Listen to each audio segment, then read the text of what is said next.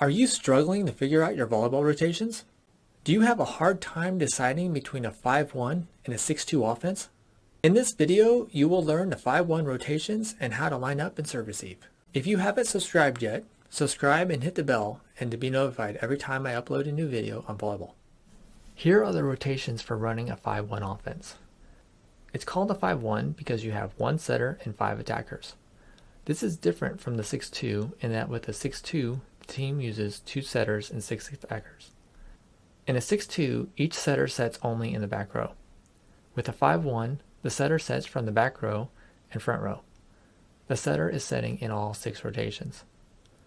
When the setter gets to the front row, the setter is still setting, but now the setter has just 2 attackers on the front row. The advantage here is that the setter now has the option to attack at the net. The disadvantage is the setter has only 2 attackers at the net. Here are some more advantages to running a 5-1. The 5-1 setter will improve faster because they are setting all the time. With a 6-2, each setter sets half the time. So with a 5-1, the setter gets more repetitions and more experience because they set the entire time. If you have a really good slide hitter, then you have a huge advantage with a 5-1. When the setter is on the front row, running a slide will make it really difficult for the opponent to play defense.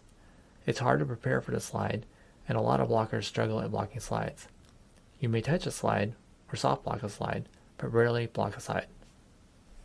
Have your strongest middle slide attacker next to the setter in rotation.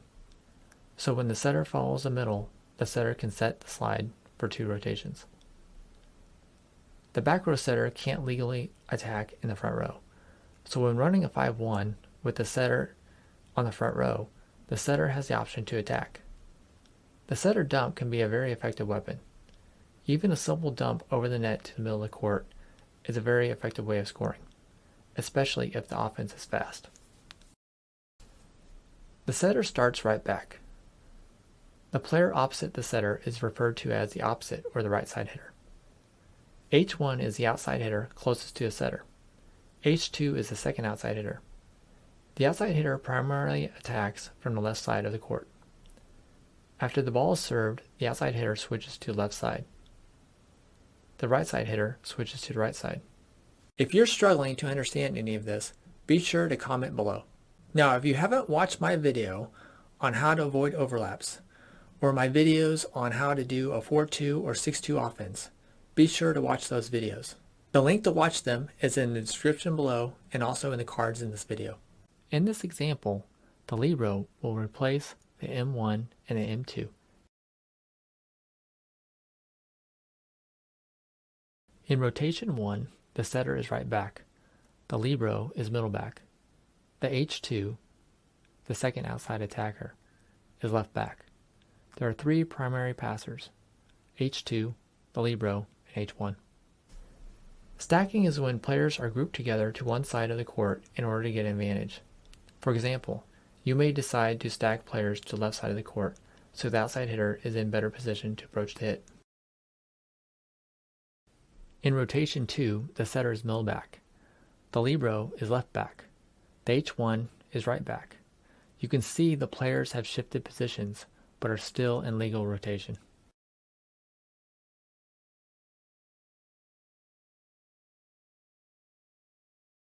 The setter is pushing the opposite to the net. The setter is positioned in the target area. The opposite is at the net because for the rotation to be legal, the opposite must be closer to the center line than the setter. The H1, libero, and H2 are lined up ready to pass.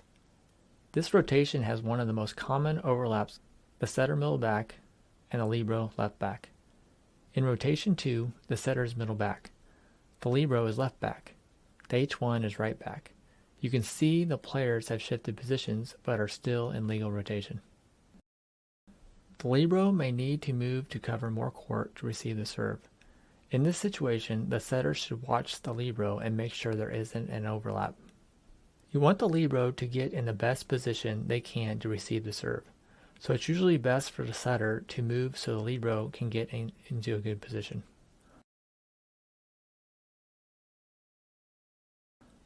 Also, the H2 is left front and needs to be closer to the net than libero. So when the H2 backs up the pass, there's potential for an overlap.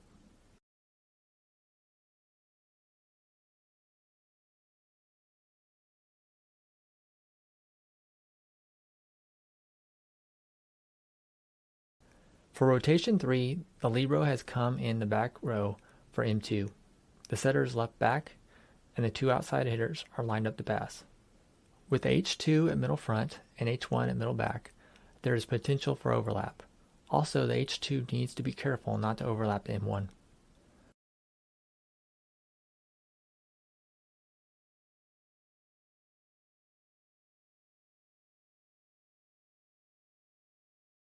Remember, one of the main goals of serve receive is to get the setter to the target area as quickly as possible.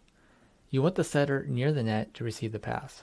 From near the net, the setter delivers the ball to an attacker. If you can't get the setter to the net, it's going to be much more difficult to create a successful attack.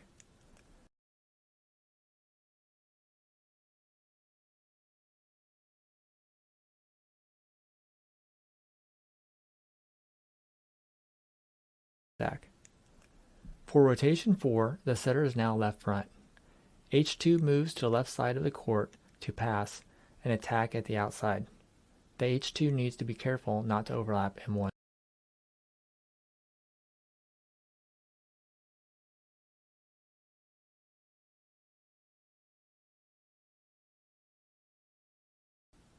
For rotation 5, the setter is now middle front, ready to receive the pass.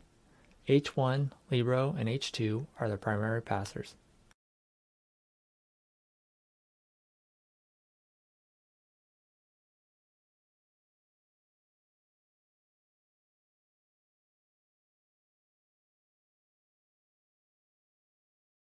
For rotation 6, the setter is now right front. If this video was helpful, be sure to comment below. Share this video with a friend, and also hit the like button to let me know to make more videos like this. I'll see you in the next one.